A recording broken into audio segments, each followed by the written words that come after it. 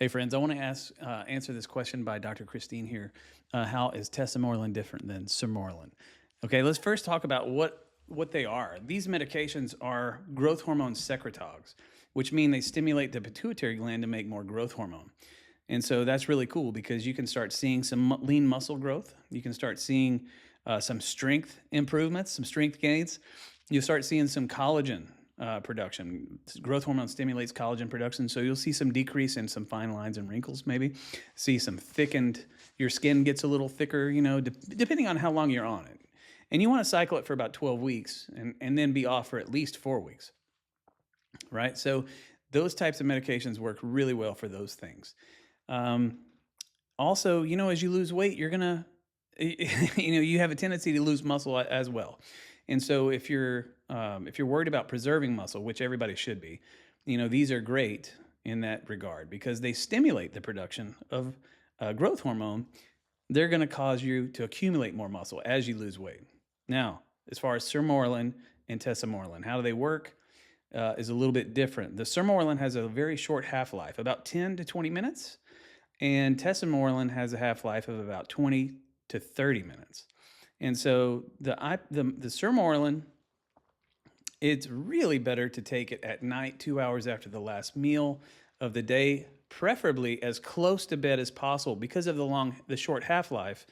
You want to take it right before you get to bed. That way you get the benefit of the really deep sleep that you can have with growth hormone analogs. The tesamorelin, it has a little bit longer half-life. You still want to take that at night, but the sermorelin is not going to have as big a lipolytic effect. It's not going to help you to lose weight as much as tesamorelin does. It will help you to build more muscle. It'll help with collagen production, and it'll help with the sleep. But it's just not, and it might help some with weight loss, but it's not going to do nearly as good as tesamorelin does. And so that's why tesamorelin is just a little bit more potent. It's also a little bit more expensive. I think tesamorelin, where I prescribe it, is about $250 for a 6-week supply.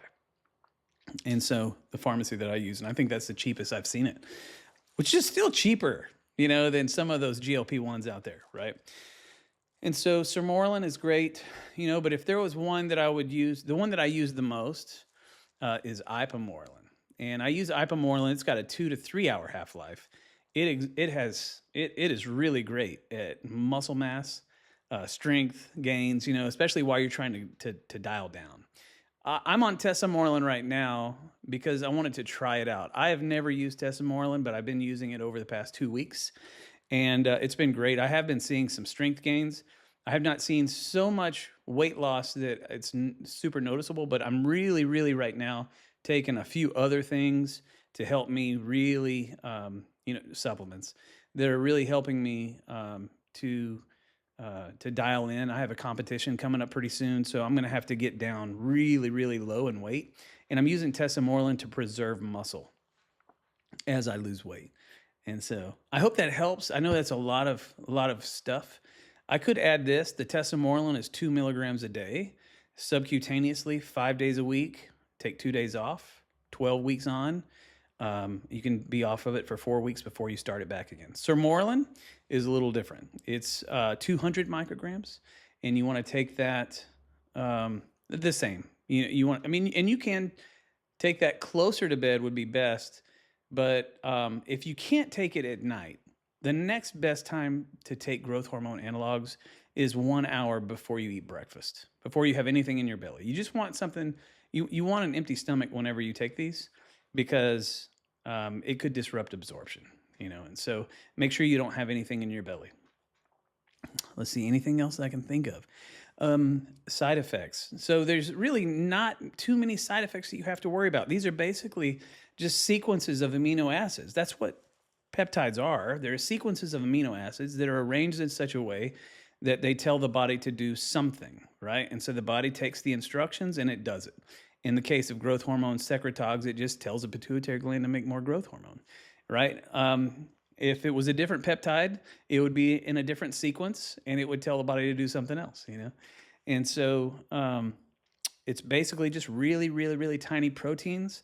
And so you might have an injection site reaction, maybe if you're allergic to the the stuff that's in it that they use to mix, and maybe they have a preservative in the vial or something. You can have injection site reactions. You can have side effects of increased growth hormone. If you take too much of it, you can create an environment that can make you insensitive to your own insulin. This is the danger of taking growth hormone, human growth hormone.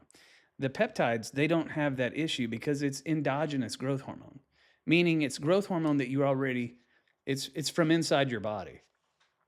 And so there's still something called somatostatin, which is a chemical that the body secretes to pump the brakes on the production of growth hormone to prevent it from going too high and causing you to have the side effects that something like human growth hormone injected into your system would cause.